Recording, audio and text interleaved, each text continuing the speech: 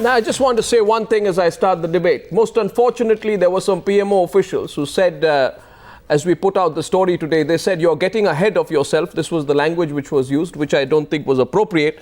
But in any case, to prove the fact that we are not getting ahead of ourselves, and for those PMO officials who I will not name, who said that you are getting ahead of yourself by putting the story, I asked them, have you read the Cabinet Committee on Security note? Because I don't think they've read the note and they're getting ahead of themselves.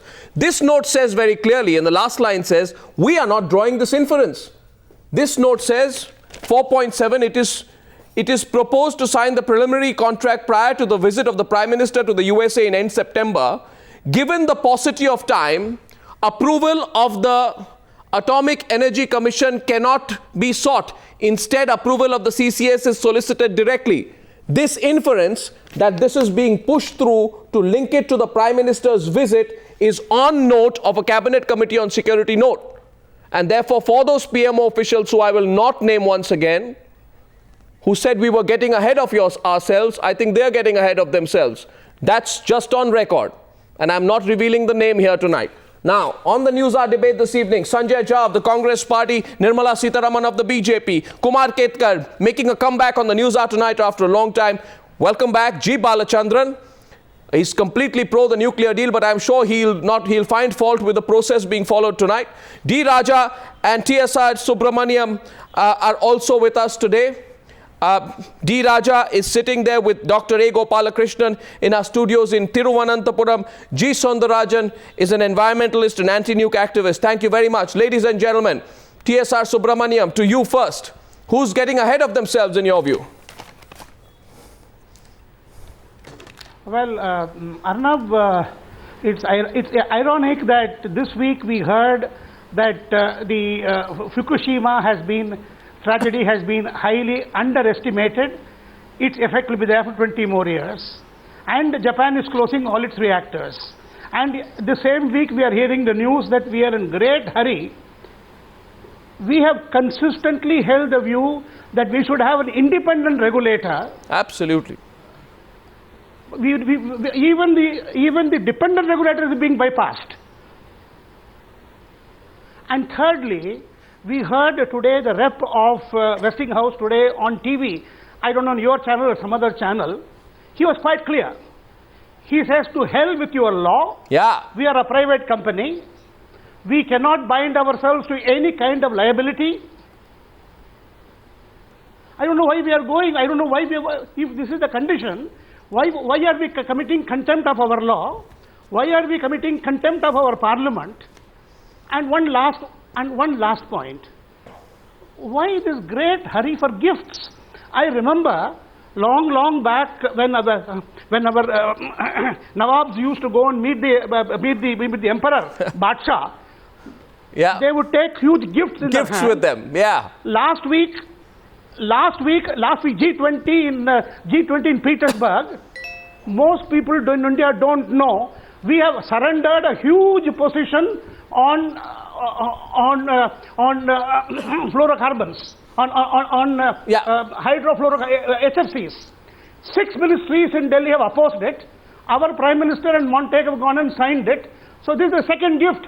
How many gifts are we going to give? Well, I don't. What is happening? I don't know. And when we question why procedure, why procedure has not been followed, we are told media gets it wrong. You have got ahead of yourself. I take offense to that kind of presumptuous arrogance that I have seen on display tonight from some officials in the Prime Minister's office. Now, Mr. Balachandran is consulting fellow at the IDSA. Mr. Balachandran, why circumvent the Atomic Energy Commission unless you have some ulterior motive? What is the ulterior motive that is guiding such haste and such an unnatural rush in your view? Look, I'm totally confused. Does any one of the other panelists think that if this proposition has been put to the Atomic Energy Commission, which has one current secretary of DAE, 3 ex-DAE, Mr. Shiv Shankar Menon, who was the foreign secretary, the current foreign secretary, they are going to say, please do not sign it. Is that the point? Did any of the panelists tell me No, wait a minute. So don't say bypassing is as if No. you've got an atomic energy commission. Mr. Balachandran, Mr. Balachandran, no, Mr. Balachandran, 1 minute. No, there's no point in talking. Can I ask you a counter question? If you want to talk. Can I ask you a counter question? You are the expert. Let me ask you something. Please ask me a question. I'm asking you a question. Don't make a statement. I'm not making a statement. I'm asking you a question. Sir, you're a senior man. I'm not being presumptuous with you. I'm not the PMO. I'm only asking you a question. Okay. Okay, I'm asking you tonight, sir. You give me proof. You give me proof, Mr. Balachandran, that the viability test on the project has been done, and I will say I'm wrong and you're right. As far as I know, the viability is not done, sir. And we are being told viability will be done after post facto. Why? What kind of procedure is that?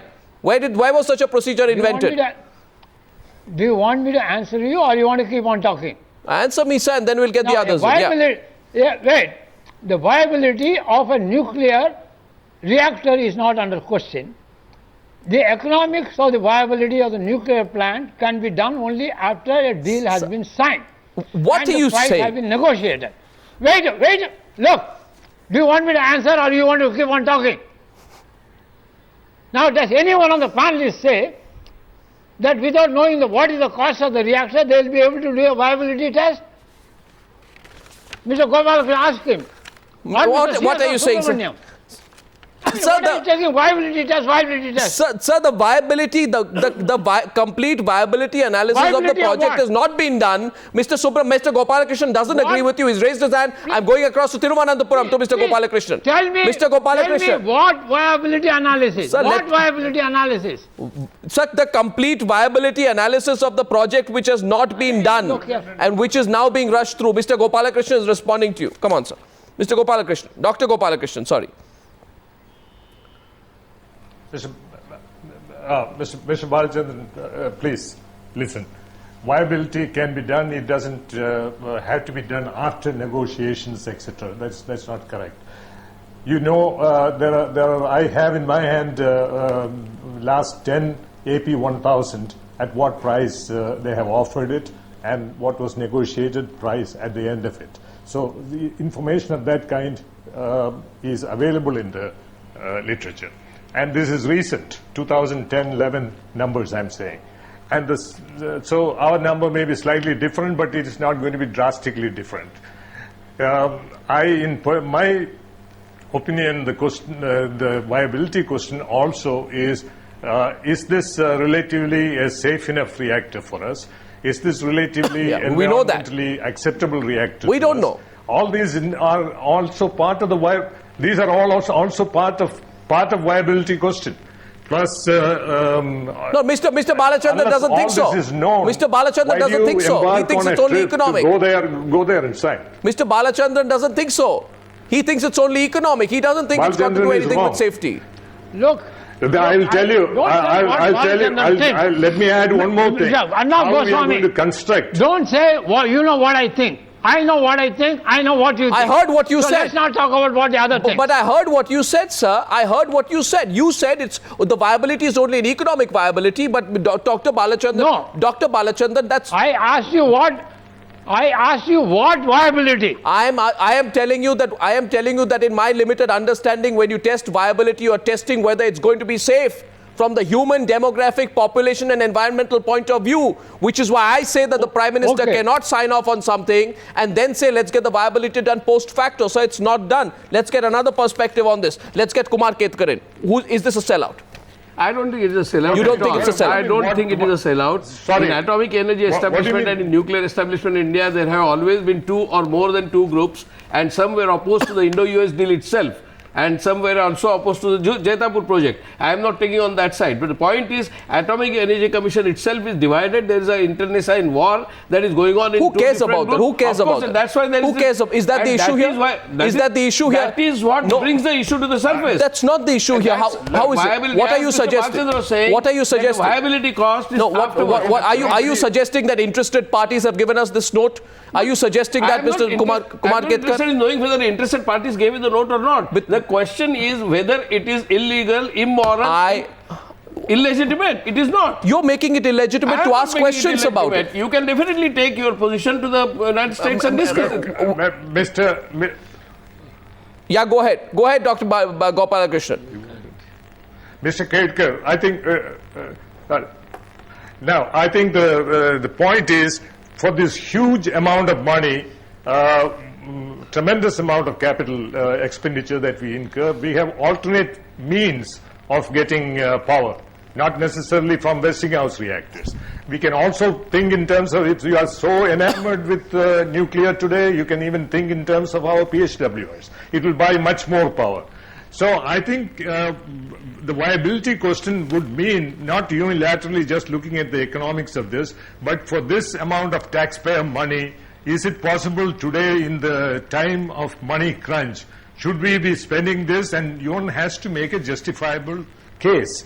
And it is the Nuclear Power Corporation's responsibility to prepare such a report, making a case for Let's this, get everyone in. and then put it up. Let's get Nirmala Sitharaman in. No, let's get everyone in. Let's get. But this debate, Arnab, has been going on ever since Indo-US. That's not the point. It has nothing to do with the cabinet committee. But you are not understanding. It has nothing to do with this new revelation. Mr. Ketkar, the new revelation. There's no new revelation. It's a continuation absolutely of the same debate. wrong. It's a continuation of the same debate. Continuation of the same opposition. With the continuation of the with same the utmost resistance. with the utmost with the utmost of respect to you, Mr. Kumar Ketkar, you are completely wrong. This is no ideological opposition. This is based on facts.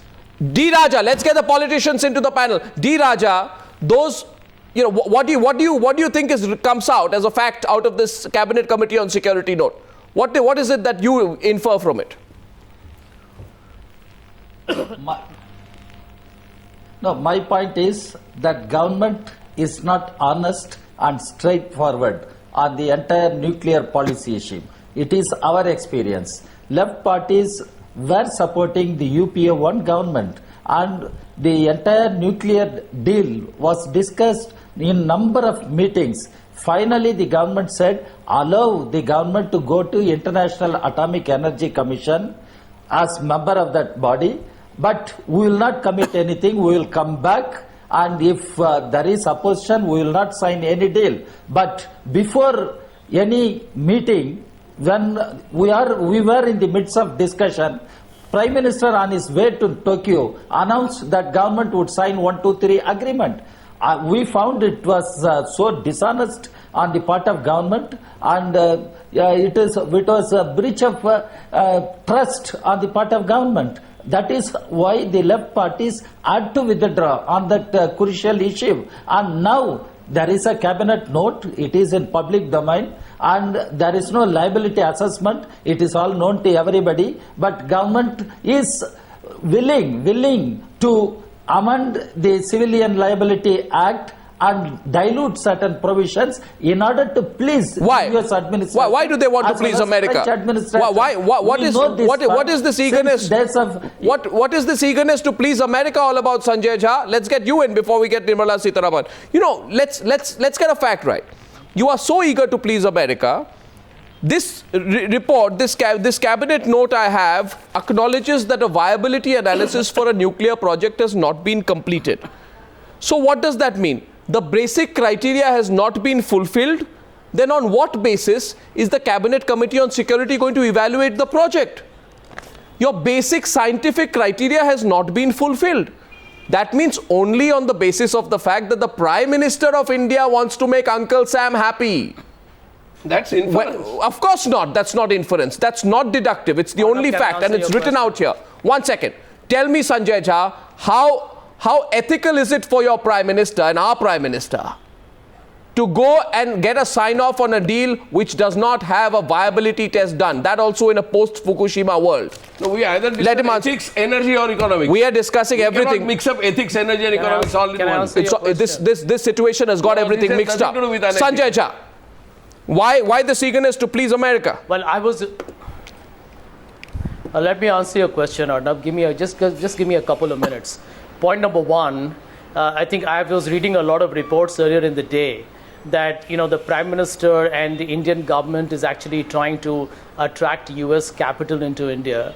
and therefore we might want to sign a deal which might be a soft sell, which is so ridiculous, because the truth is that the rupee has gone up. Answer my question. Answer my question. I'm not talking about any of those reports. So why aren't you answering my question? You see, India does not need to you are answering your own question. There are market forces at work. 1 second. Sanjay, this is a wonderful situation. FDI investments into India are concerned. Sanjay Jha, 1 minute, please, 1 minute, let me answer your question. No. First of all, let's get one thing straight. Sanjay Jha, I ask you a question. Please answer my question. What you do is, you basically say, before I answer your question, I will answer my own question. You proceed to ask the question and you answer your own question. I am asking you a simple question.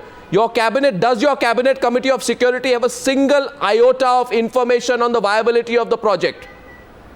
Does it have any information on the viability of the project? Give me a minute. Arnav, I can only answer your question if you allow me to. So let me make one pertinent point before we move on. Somebody said earlier in your panel, I don't know who that gentleman is,